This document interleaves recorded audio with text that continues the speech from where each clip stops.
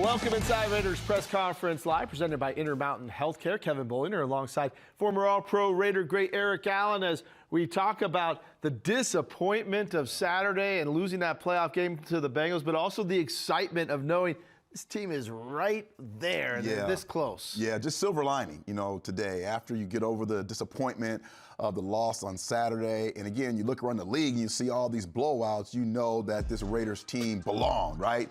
Just a touchdown away. And we've done it so many times this season, come from behind and have those great plays.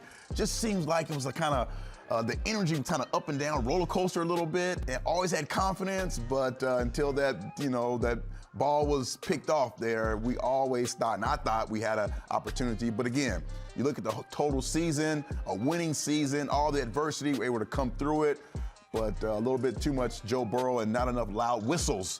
Yeah. Well, we could do a whole half hour on the whistle, right? I think that, 10 wins, like you talked about, the adversity, but some of the issues that have been here the last couple of years in terms of the red zone popped up. And if you're going to move forward and be that team that continues to move on, those are the things as we look forward have to be cleaned up. You are right. And there's always things to work on when you come down to the end of the football season. But the most important thing is look at this Raiders football team 2 or 3 years ago down the stretch and how you started off and then you ended so poorly. Man, ending the season with a 4-0 record says a lot about the leadership of this football team, the direction what these players are going. Finally, you have a football team that can really adjust to situations in the game and during the season, kind of change your identity when you have to, depending on injuries or whatever happens. So that's very encouraging, knowing that you can finish the season very strong. That's so positive going forward. Yeah, lots of bright spots, lots of building blocks as this team continues moving forward. Coming up, we're going to get the perspective of Raiders interim head coach Rich Bisaccia. What does he think about everything that transpired in Cincinnati and this team that he has right now? It's coming up on the backside of the break. Stay with us. This program has been presented by Coors Light, an official beer of Raider Nation, made to chill. Raiders interim head coach Rich Bisaccia had a couple days to digest everything that happened in Cincinnati and kind of evaluate and talk to these guys here in the building as well. He's having his normal Monday news conference, and he's just sitting down in the chair. Here's the coach. Okay. Afternoon, everybody. Start out with a few words here, and then we'll get into the questions. First of all, I'd like to thank certainly our players for their constant and consistent work and relentless effort to improve every day. That's all we really asked of them. They succeeded in that. Also, I'd like to thank the coaching staff for never blinking and for always putting the man first and then coaching the players second. Also, I'd love to give a shout out to Raider Nation for their loud and never-ending support for our team. They heard you, and they heard you. And you need to understand that. To have fans in Allegiant Stadium for the first time this season was an incredible experience. And in the future, I think this team will take great pride in playing at home and making an advantage to them. To play the Chargers with a blackout crowd was energizing for our players in that game, and I think it showed, again, all the way to the end. I'd like to finish by also thanking Mark Davis, Mike Mayock, and the entire Raider organization for their on-time support throughout the entire season. It was much appreciated. No one ever wavered. I believe it's a privilege to coach and play for the Las Vegas Raiders and in the National Football League. And with that, I'll take any questions you may have. Hey, Rich, this is Vinny. I was just wondering if you've gotten any clarity on your position moving forward and being the head coach, the permanent head coach of the Raiders. That's something that you aspire to be. Mark and I have had some conversations. There's due process. He has to interview some other candidates, as I well know. I'm very respectful of the process, what it's supposed to look like and how it's supposed to work. And I think we'll be in constant conversation, and we'll certainly talk again before the week is over.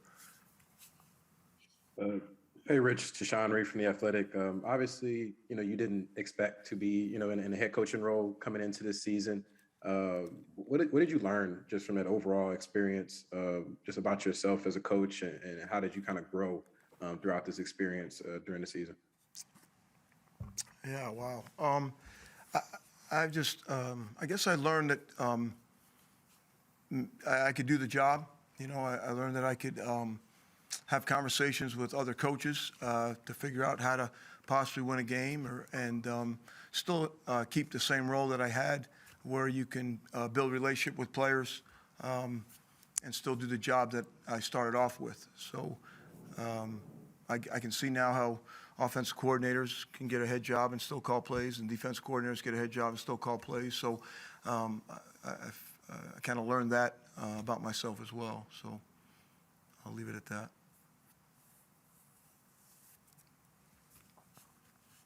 Go ahead, Josh.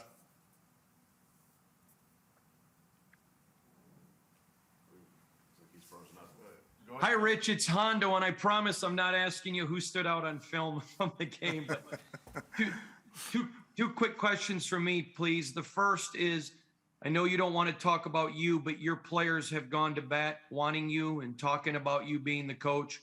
I'm just curious what it means to have those men rally around you because you've rallied around them. And then secondly, it came out on social media about you doing hand-lettered written notes to your players. Can you just, is that something you've always done? Can you talk about that as well, please, sir? Yeah, I'll do the second part first. First of all, the handwritten letters, the way that got out is, you know, my daughter and I were in the hotel room. It was real early in the morning, and I was in the process of finishing up some of the letters that I had started during the course of the week, and she thought that obviously was a pretty neat deal, and she put it on her personal Facebook, and you know, which we had a conversation about after, and somehow it gets carried to someone, and someone carries it to someone else, and next thing you know, now we're having a conversation about it. So it's my oldest daughter. I love her dearly. She is a teacher. She's been a coach, and I would rather have not that gotten put out that way, but it did, and yes, it's something I've done. You can go all the way back to my college days. I've written different things, put it in guys' lockers, or maybe it goes all the way back to my recruiting type deals. So that was just I usually text players a lot during the course of the week, different things. So this was just an opportunity for me to hit all the players that particularly dressed in that game that where I didn't have to text every one of them individually. So I just went back to writing some letters throughout the week, finishing them up that morning, and that's how that picture got out there. And so that was my daughter's sentiment of how proud she was of her dad. And I'll take that every day, you know, to know that your kids feel that way about you. So the other part, what was the other part, Hondo? I'm sorry. What was the other part of the question? It was about the players, Rich. Yeah, okay. You've rallied behind them, and they're rallying for you. Yeah, okay. It certainly, you know, what a great gesture, right? What am I going to stand here and say, no, I don't think that's great, and I don't appreciate that. And it was never asked for. Actually, there were meetings that we had where I almost, you know, kind of explicitly told them, don't do that, or you don't have to do that, or that's not why we're all here. And we're now have an opportunity to put ourselves in position to win games. So, but that being said, I'm extremely grateful for the relationships that have been built with me and the players, along with the other coaches and the players, and me and the coaches. So for them to do that, I'm very thankful and grateful for that. Coach, maybe the circumstances weren't ideal, but to any other young coaches that may come up and have to get put in the same dilemma as an interim head coach, and they have to rally behind the team to get to the playoffs or achieve a goal, what advice would you give to another interim head coach that would have to follow in your steps just for the future for anyone? Well, you know, I'd say the first thing is count on the coaches that you're there with. You know, you don't all of a sudden get put in that position and now you're an expert on everything that goes on in any type of sport that you end up, you know, getting in that position with. So that'd be the first thing. And then the second thing is to always remember that it's about the players. And if you try to put yourself in front or have a personal agenda, it usually doesn't work out. It's about the players. It's about putting them in position to give them the opportunity to be at their best. And I guess I'll just leave it at that. Rich, it's Chris Matthews with the CBS here in Las Vegas. I was just wondering, the other day, Derek was talking about this is not the most talented team that he's been on, but it was the most cohesive, and I guess just the way they came together. How does that happen? Is it unusual for a group of men like this? And at what point did you kind of see that evolving to where they became who they were this year?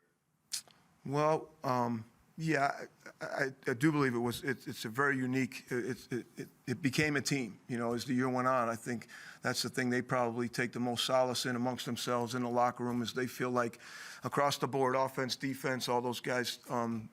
They've done things together outside of the building, and certainly they've enjoyed themselves inside the building for whatever those reasons are. I think they found a great respect for each other's work. I think they bought into the philosophy of knowing what to do and competing with relentless effort. And I think when they saw each other practice in that manner, and they got to see what the standard was, and that they were going to be held by our coaching staff to that standard, I think they took a certain personal sense of team pride that they could do anything. And I think when we went to Cleveland, after they changed the dates and they changed the days and they changed the time, and I think when we got through all that and we reset and got back on the plane and went up to Cleveland on a one-day deal, and they put themselves in an opportunity to win the game and they won it, I think they came out of there thinking, geez, we can go through, now we got this too to deal with. And I think they did that collectively, and I think we turned the corner a little bit on that particular game. Hey, Rich, this is Vic. I'm wondering, looking back, what do you think was the biggest thing missing with your red zone offense? Obviously, it bit you again on Saturday. And what was supposed to happen on that last play of the game? What was supposed to happen on that last play? Well, I think last play we would have liked to have scored, you know. So, but whatever the circumstances were, that we didn't get in the end zone and give us a chance to put ourselves in position to win it. But you know, we had some red zone issues throughout the year, obviously, and then we'd like to clean that up in the future if this stays status quo. We'll see what happens. Hi, Coach. Heidi Fang, Las Vegas Review-Journal. I wanted to ask, first of all, just what about yourself did you learn in the role of a coach? And secondly, was there any big moment on a personal level that stood out to you, something about this team this year that you will really cherish?